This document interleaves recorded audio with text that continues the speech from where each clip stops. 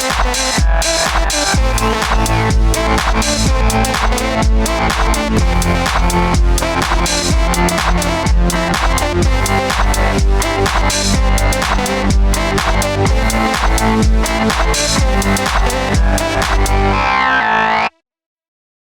folks, I'm Matt and welcome to My Expanded Universe, a show where I go through the entire EU in chronological order as best I know how. I want to take a short minute here and thank all of my new subscribers who've been subscribing these past couple of months. When I first started this channel, I had like a couple of hundred subscribers, and now we are way past that, and thank you so much.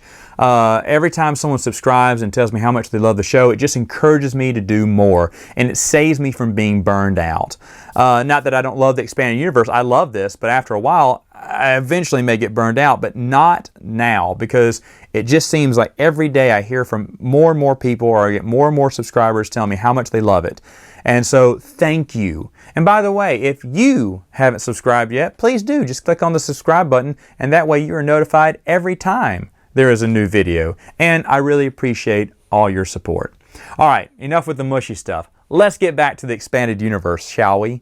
And we're going to go back to the Jedi Quest books, number 6 by Jude Watson, called The Shadow Trap.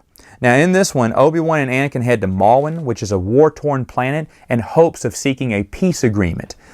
That's not really the big part of this story, why this book is so big in the series. The book is so big and meaningful because a key character from episode 1 dies. Now, I'm not going to do the spoilers right now, but at the end of this video, I will, and I will give you a warning to leave if you don't want to know who dies.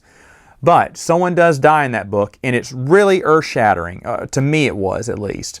So, let's move on, because I'll talk about that later, to the comic books. Now, in the comic books, you need to go to the Jango Fett one-shot by Ron Mars. It basically introduces the bounty hunter Jango Fett to us, who was going to come out in episode 2 that was upcoming at the time.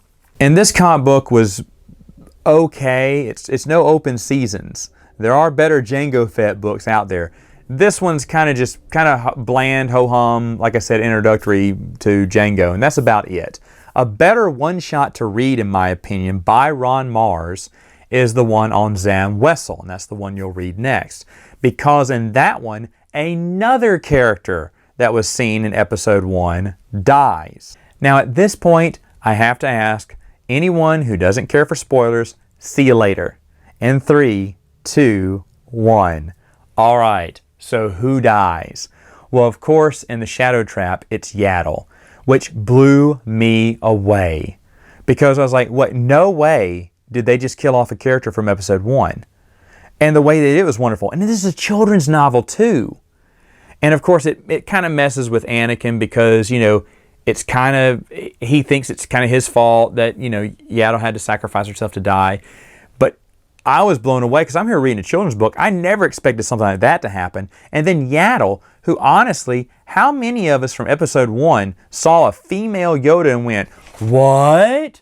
I mean, instantly, the internet was aglow with, who is Yaddle? What's she like? What's the story? Will we get some more stories from Yaddle? Because we'd only seen one alien species like Yoda. And maybe finally we were going to see what species Yoda was, which we still do not know to this day in the new canon or the expanded universe. It was never revealed to us.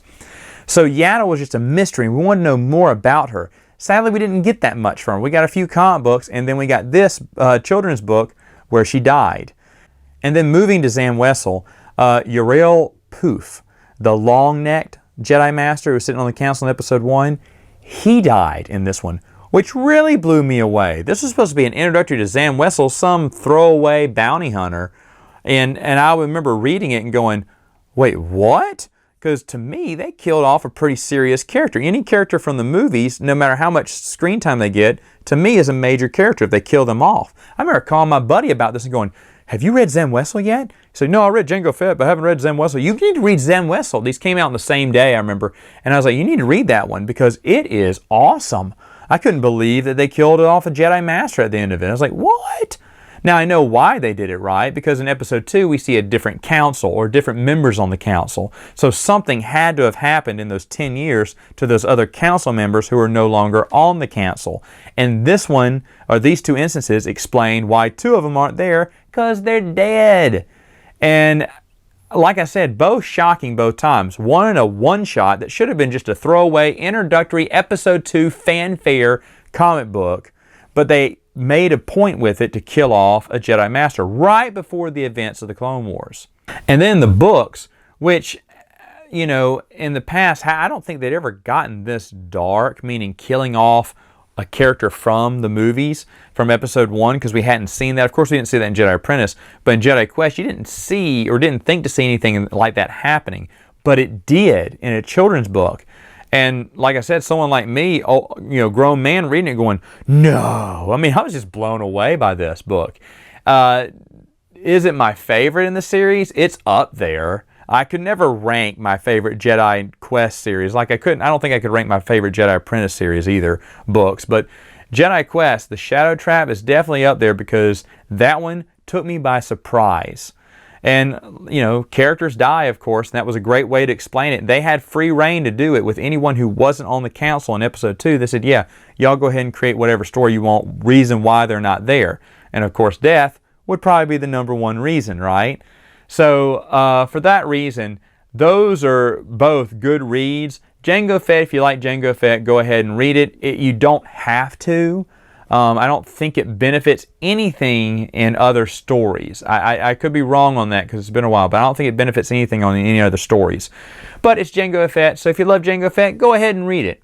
All right, folks, that's all the time I have for this week. I'll see you next time with another video.